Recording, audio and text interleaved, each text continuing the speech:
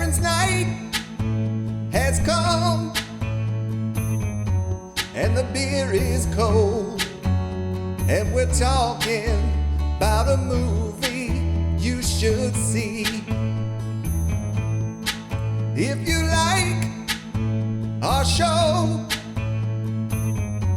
you should click subscribe so you know when we post new stuff on the... Good evening, everyone. Welcome to Parents Night In here at enough.com. A boozy movie review show. A boozy movie review show, as we've been rebranded by John Taffer. John Taffer came in and said, Yeah, I consulted what? Bar Rescue. This isn't a bar. He swung a little bit to the left, and he handles YouTube as well. And he said, "Do you want people to watch your show?" This went off the rails fast. It did. This is our third Stephen King-based episode. Oh. We did The Shining, we did It, and now we're doing Stand By Me. Is Stephen King on the top of the leaderboard? In terms of like movies related to a specific person? Yeah. Or topic I or something. I guess. Who else is on the leaderboard? Tom Hanks is on there 3 times. Oh, they're tied. They're tied. Stephen King, Tom Hanks, you're both great. Stand By Me. When did you see this first? Did I show you this movie? I believe so. I think I saw parts of it when I was younger, but never the whole thing for sure. So no, I think my first full viewing was with you. You're welcome. Thank you. This is another one of Rob Reiner's famous Perfect 7, where his first 7 movies were all classics, and then his career took a nosedive after that. What did it sound like? Rob Reiner. That's a weird end. It's a coming-of-age story about 4 12-year-old boys who go out in search of a dead kid. Very heartwarming. It's a weird premise, but How very... based on, of course, on a Stephen King novella called The Body. It was partly autobiographical, not so much the dead body part, but the Gordy character is based on him. He was a budding author and really awkward and not sure what to do with himself. And So he went out and looked for a dead body. when this came out, Stephen King said that it was his favorite adaptation of any of his books, which there wasn't a ton of competition yet, but Yeah. he loved it. What year did this come out? 86. Okay. So I saw it in the theater with my parents, and I was interested once I found out that Corey Feldman was in it, because I had just seen him in Goonies, and I'd seen him in a couple other things before that. And I was like, oh, kid. You were young at this point. I was young to see this movie. I was going to say, like, A lot of swear words. You were about the same age as the boys in the movie. I was. Yeah. Hence, perfect. Yeah. And like The Princess Bride, right after it, it's one of those movies that's a succinct 90 minutes, and it's perfect at that length. Yeah, yeah. I like everything about this movie. Yeah. Also, it's got R dry. R dry. R drive. R drive. I don't know. Dry is better. Arfus. Arfus. Step into my arfus. And I like R drive. Yes. He's at 2 on the leaderboard. He's at 2, yes. Yeah. He and Rob Reiner are tied. Mm-hmm. We see a middle-aged man sitting in his Jeep, lost in thought. His name is R dry. His name is Ardry. He seems troubled by something. We're not sure what. Probably the headline he just read in the paper about some attorney being stabbed in a restaurant. Attorney being stabbed. He's very upset by that. Flashback. The whole movie's a flashback. It's like that time we watched A League of Their Own and and poor Dottie was drooling. Gina Davis was like, oh.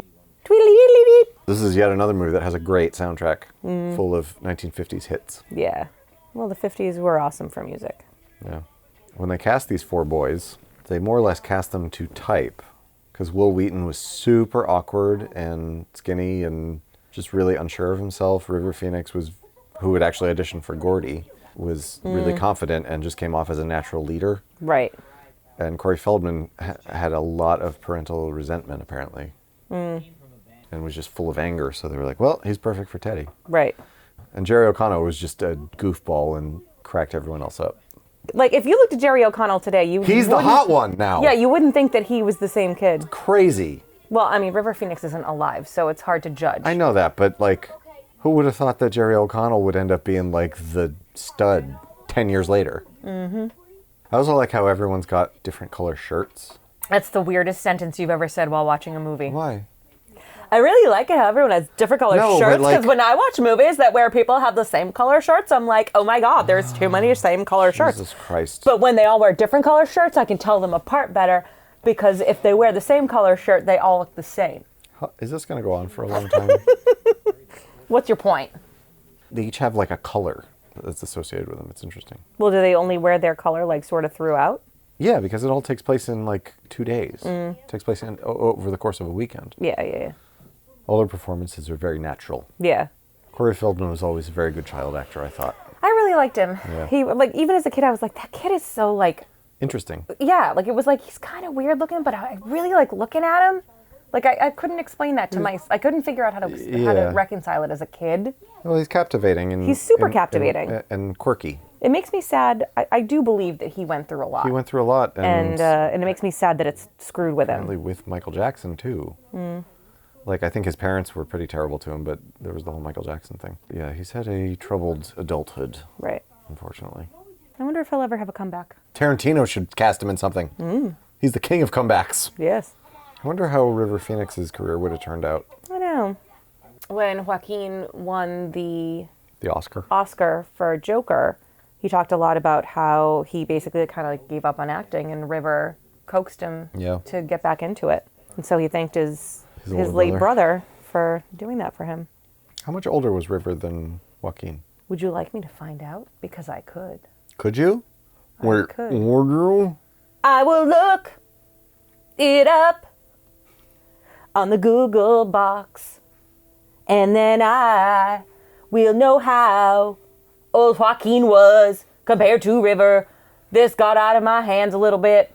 Oh, you were just stuffing more and more shit in the box. What's in the box? What's in the box? Too many syllables. You want to know what's in the box? Shit. Wow. It's John Cusack. Oh, John Cusack's cute here. Yeah, he was a teen heartthrob back then. I know, but look how cute he is. Joaquin Phoenix. Is that how you say it? John Cusack made a very likable older brother. Oh, shit, he's dead. So he was born in 1970. Joaquin? Or River? River. And Joaquin was born a year before you. Joaquin was born a year before me? Wow, he was a very late bloomer then, because in Parenthood, he hadn't even really hit puberty yet. And that was like, I was 13 when that was shot, which means he was 14. So he was a very late bloomer. As a kid, Chris was always my favorite character. Well, yeah, he's the bad boy. He's the bad boy. He's just... You have a thing for bad boys. He's got... Jesus. He's got the... he's the John Lennon. Yes, he is the John Lennon. And Wil Wheaton is the Paul McCartney. Also, this is the first thing I saw Kiefer Sutherland in. I love Keith. And he's such a fucking prick in this movie. Yeah, he's awful. But at the same time, you're like, he's a fucking badass. Yeah. I don't want to think he's cool, but he kind of is. This was Kiefer's coming out role, and then he was typecast for a while as It's like a super bad guy? Not always a bad guy, but like either a bad guy or a very conflicted protagonist. Like Flatliners, for example. I never watched that. Oh, no? No. It's a good piece of shit. Kevin Bacon's in it. 6 Degrees of Kevin Bacon. Julia Roberts. She's in it, so that's 6 degrees from Kevin Bacon. What? Is that not how the game works? What? Wil Wheaton is so skinny here. He is. He's like a perfect beanpole. He's like super tall and straight. And then he went on to be on Star Trek The Next Generation. Wesley. Shut up, Wesley! And then on Big Bang Theory. Oh, was he on it? He's a recurring character. Really? And Sheldon hates him. Like they have like a huge Well, because rivalry. on Star Trek, he was like the most hated character. Everyone hated him. Yeah. Because he was the annoying kid that really shouldn't have been there. 3 of these guys had Family Ties appearances. Oh. All but Jerry. Who was Wil Wheaton on it? He was in one of the later seasons. He was a guy that sort of dated Jennifer for a while. Or for an episode. And then he never showed up again. River Phoenix had the best performance on Family Ties, where he was like a super genius who was 13, but like he was already in college because he was a prodigy. But And he makes Alex look stupid. He makes Alex look stupid, except that he has like a huge crush on Jennifer, but doesn't know how to deal with it. Yeah, I remember that one. She's just so immature, it makes me mad. I hate it, I hate it, I hate it. $2.37 to get enough food for 4 people. $2.37 these days would not get you a soda and a bag of chips. Nope. It would get You'd have to pick one or the other. It would get you a soda. Yeah, or a bag of chips. Oh, it could get you 2 bags of chips if it was the $1 bag. Yeah. $2.37, like Room 237 in that other Stephen King movie. What's crazy is now that we have a child who's slowly getting to this age, I look at these boys and I'm like, they're babies. Yep. They look like babies. Yeah, they do. And for years, you know, like in earlier watches like of this us. movie, they looked like teenagers. Yeah. Well, I never saw it when I was as young as you did. Oh, well, yeah. But they're babies. They sort of look like little men, but when you actually get a close-up of River's face, he's got a baby face still. Yeah, he does. Yep. Like, he's kind of like a big teenager with a baby face. Yep. It makes me very sad, actually, to look at him and be like, oh, he's a little baby and he's gone. I think I was a freshman in high school when he died. Yeah, I was a I didn't really know freshman him. in college, so that's right. Yeah, I didn't really know him I that did. well, but... I had seen him in several things. Kiefer has so many great lines, like just putting down his friends. Why don't you tell me something I don't know, asshole? It's great. Both groups of friends in this movie remind me of the same group of friends in my life. Oh, both groups of friends in this movie. Yes. Yes. I thought you were going to make a connection to this group and it. Like, I think he uses the same sort of archetypes. He does use the same archetypes, but I think in the movie they dialed that up even more to remind people of this movie. Archetypos. Because this is such a classic. I believe archetypos is how you Yes, say it in Spanish. archetypos. Spanish. Spanish. I'm strong to the Fanich because I speaks me Spanish. I'm Popeye the Sailor Hombre. Today's an interesting occasion because it's our first like work night recording.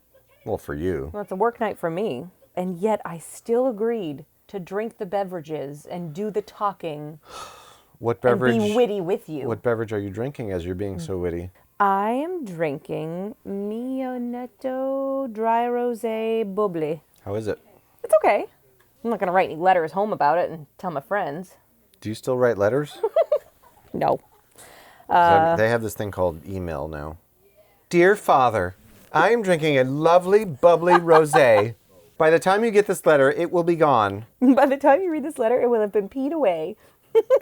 Because I drank this 3 days ago. I hope you and sister are doing well, even though I just saw you today. And I'm planning to see you tomorrow. Also. By the time you read this, we will have seen each other 4 times. I'm pretty sure that this letter will still be addressed to you and sitting on my kitchen table when you come over tomorrow, but I will tell you you are not allowed to read it, for I am going to put it in the mailbox, for it needs to be mailed to you, otherwise it is not a letter, it's just something I wrote down and gave to you like a grocery list. I hope you enjoyed the meal that I will cook for you next Wednesday. What are you drinking? Nothing right now. I have to get a new one. Oh. I was drinking vitamin C, just another t-shirt shop. Ah. But now it is time for something else. So anyway, I'm drinking Ecstasy of Gold by Widowmaker Brewing in Braintree, Massachusetts. Sir, why are you quoting Bible verse to me out of nowhere? I know my brother died, but that's a weird thing to say to a total stranger. This is one of Gordy's issues, is everyone loved his brother. His brother was like the promising one. And then his brother died in a Jeep accident. He's living in a shadow that he'll He's never... living in a shadow that he'll never get out of, and now he can't ever get out of it because his brother is dead. And Denny was the only one that stuck up for him. Stuck up. Stuck up. It's a good thing that he had a brother to stuck up for him. It did. What? Just say it did. Yep. Lots of things have gone awry in this last minute. Lots of language problems. Lots of talk doing has not been the goods. Lots of talking has not been my strong man. What a weird time, the 50s, where the kids used to just hang out in junkyards randomly. Yeah, right. Just hang out in the junkyard. No dangerous things here. Don't worry, tetanus doesn't exist yet. We all know the hippies invented tetanus. I like how, what are you doing there? Come over here. Like the kid's going to come over and be like, yes, Right. sir? Yes, sir? Would you like to beat me for trespassing? Perhaps send me to the Who's Cow? That guy looks like a creepy sea captain. Yeah, he does. Arr, ye be trespassing in me junkyard. Me lost me boat, so now me sits in rusty car land.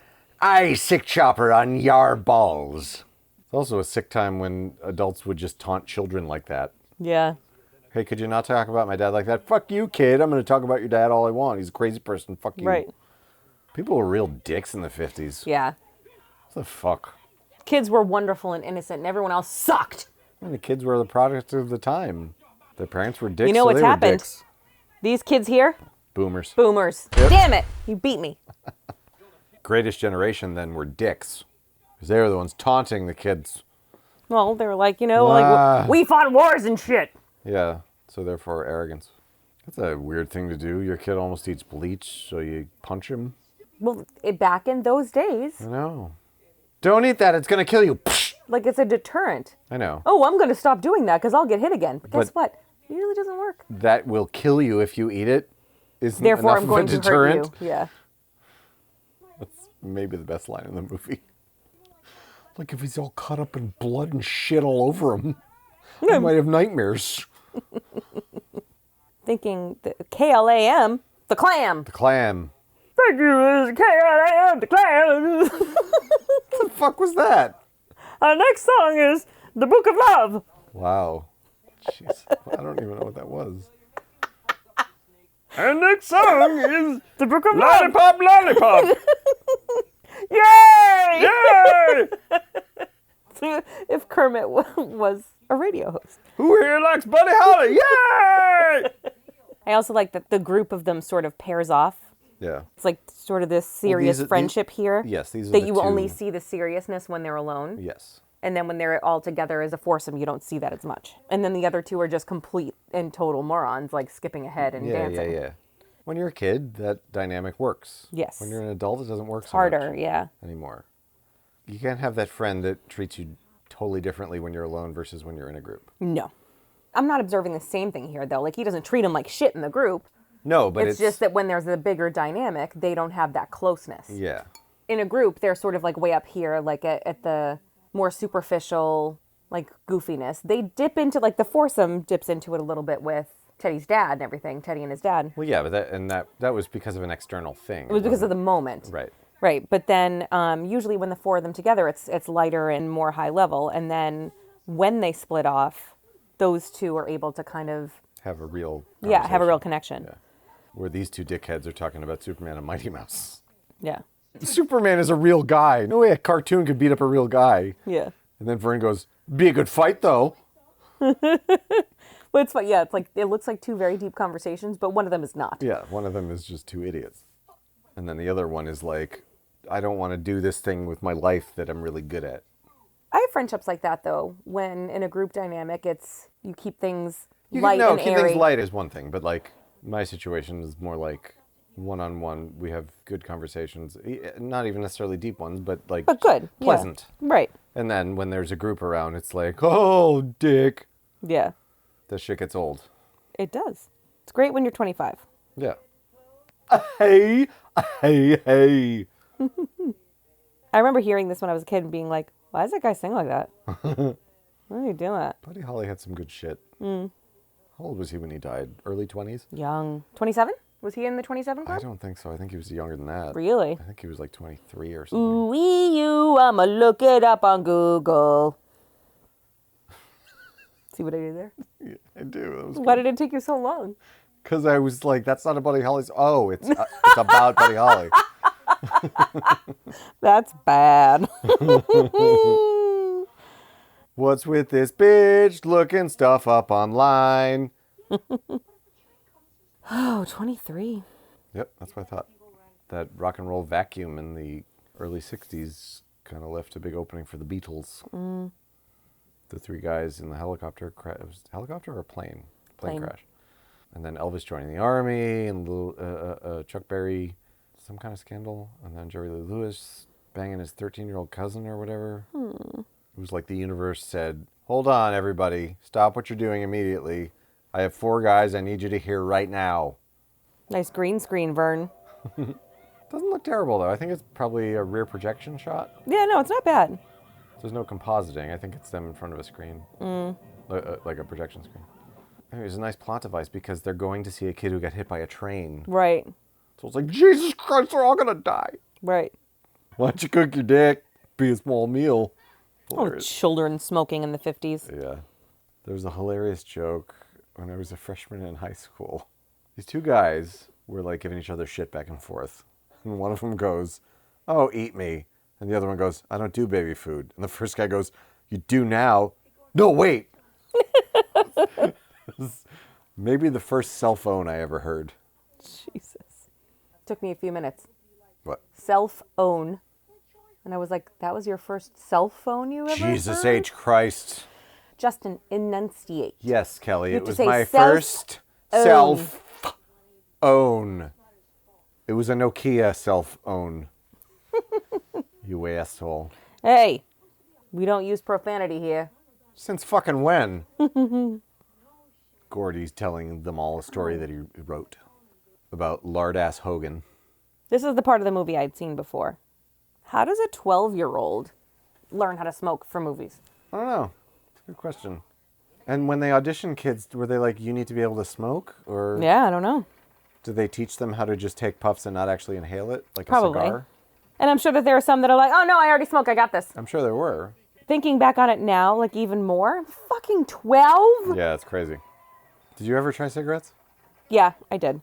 I tried it once when I was like 15 and was like, this is disgusting.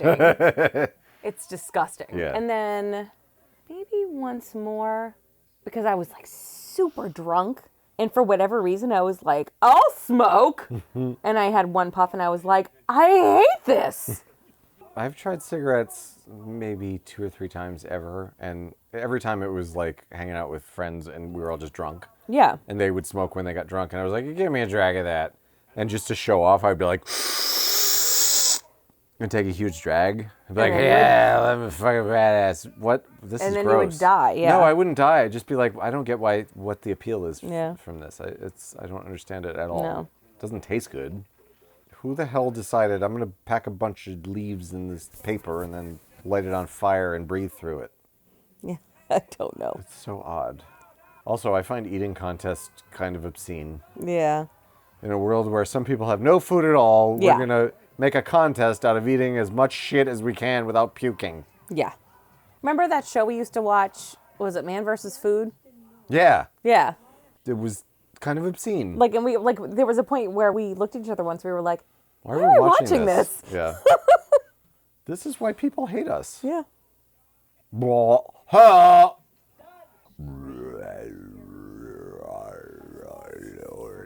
Luke, I am your father in your stomach. I think this was the first movie or TV show of any kind I ever saw with the projectile vomiting gag. Mm-hmm. Where the hose is very clearly taped to the side of their mouth. Blah. Like it doesn't even line up. Yeah, It's it great. doesn't. So I think I was at my friend Janet's house, actually. And her brother was watching this movie when Really? we were in the room. And I looked at the TV and I was like, what is Al! happening? Janet? Al. Oh my God, Janet! No, when I saw this in the theater erupted during that scene. Yeah. And then Teddy's like, then what happened? That ending sucks. That's almost like a Stephen King joke. Yeah. Even though I don't think back then Stephen King had the reputation for writing bad endings. Wait, does he have a serious reputation for that now? Yes. Really?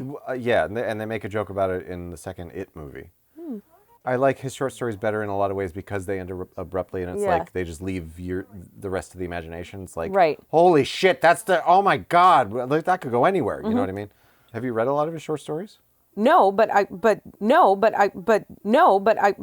know that like this is a good example of one, and even with The Shining, like The Shining ends on like, holy shit, they made it out. Well, the book is a little bit different than that. Okay, but There's either actually way. an epilogue in the book. I like when short stories do that in general. Yeah, where they just leave you hanging, kind of. Yeah, You should read some of his short stories. They're pretty awesome. I'm sure I would enjoy them.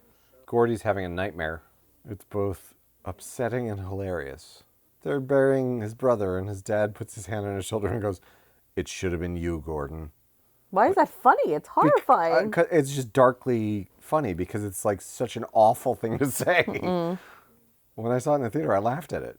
You did? Yeah. Were you the only one? No, a lot of people laughed at it because it's like, what a horrible thing to say to your kid. Well, yeah.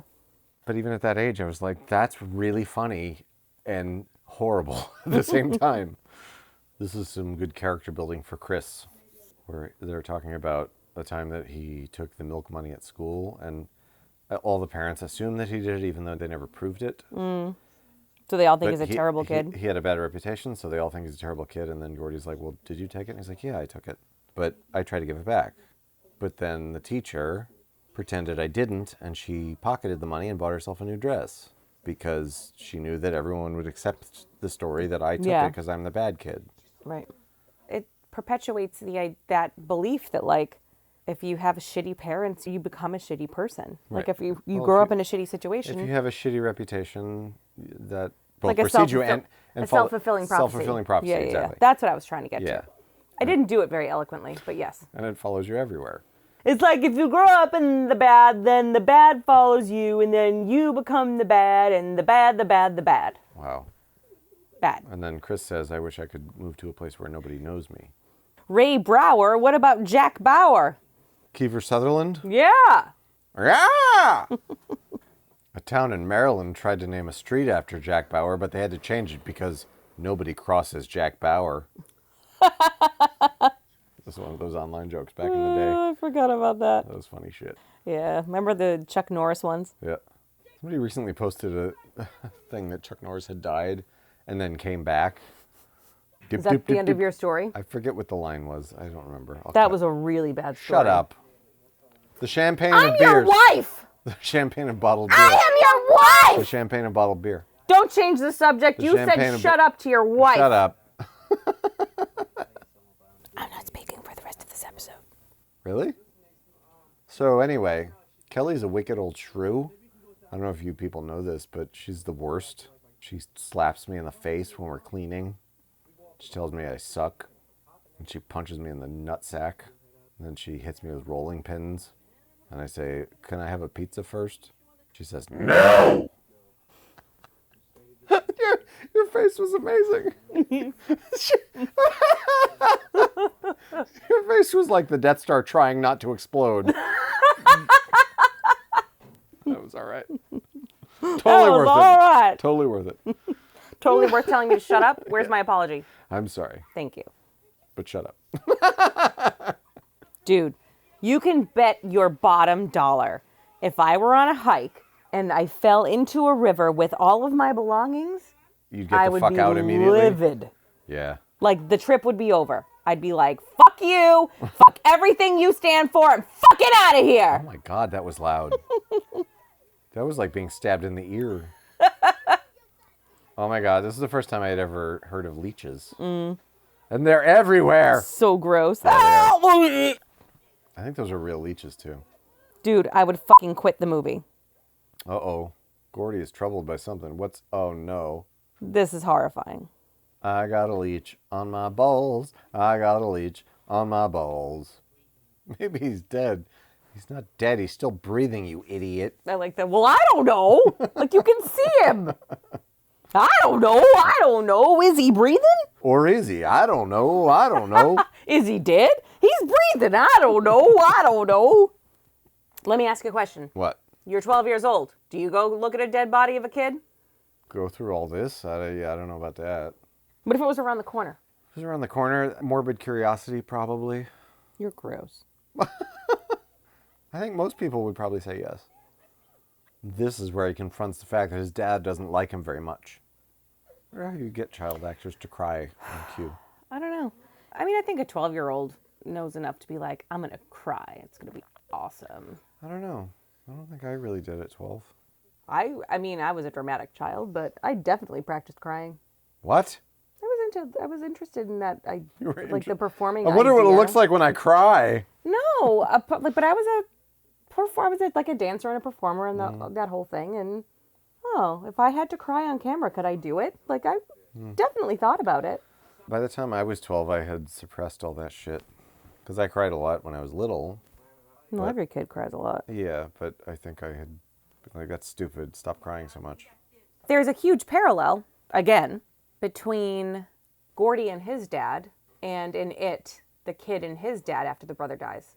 Yeah. Where, like, the dad becomes a shell of himself and the brother is like, it was a little bit different because he was mad at the dad for forgetting about the brother. And in this case, the dad can't let the brother go. Yeah, but it's a role reversal almost. Yeah.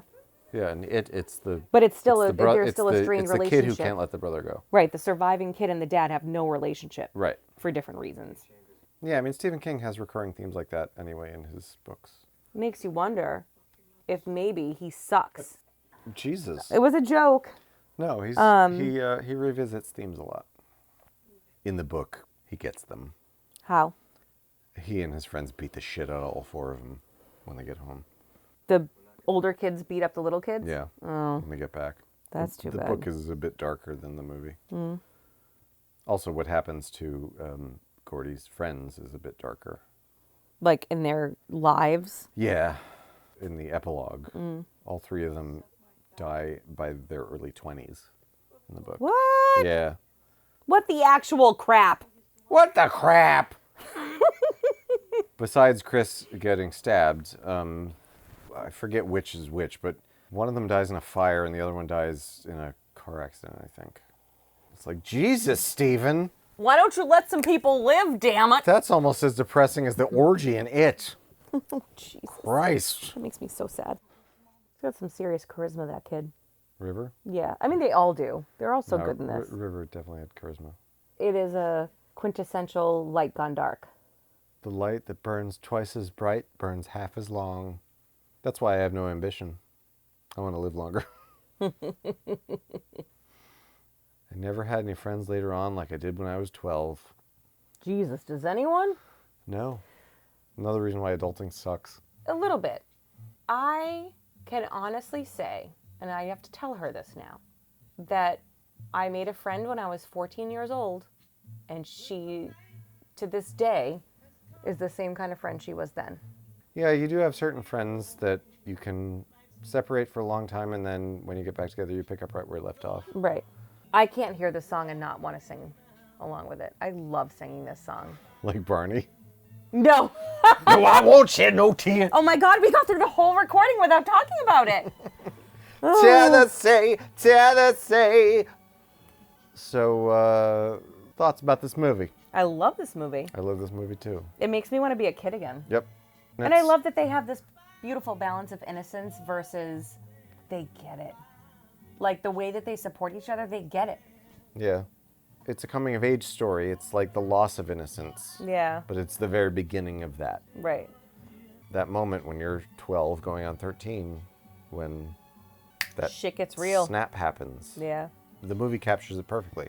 Can you identify the moment where you lost your innocence? Like, if you think back, can you think of a moment where you were like, oh shit, I'm a grown-up now? Or like, not even that you knew it then, but like when you look back now, you're like, that was the moment. And I don't know that I have an answer to that Not so much innocence, yet. but I feel like my identity really kind of sprouted up just before 12. I feel like 11, like 1987 was the year that... It's when you stopped being a little kid and started being Justin Ballard? Kind of, yeah. Like I almost became self-aware at that point. I think the summer between my junior and senior years of high school was when I figured out who I was. But I don't know, like I got to think about it a little bit more because that's still different than the sort of loss of innocence. Like they saw a dead body. There was a line in the sand. Right. I don't have like an incident or anything.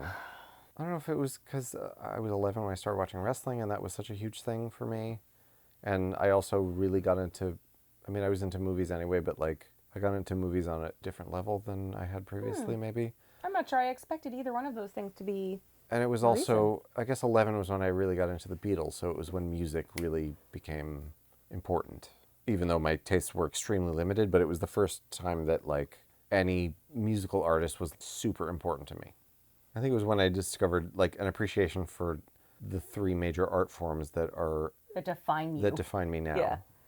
What it comes down to is somewhere in that summer, my awkwardness went away, my confidence came, and I was a completely different person.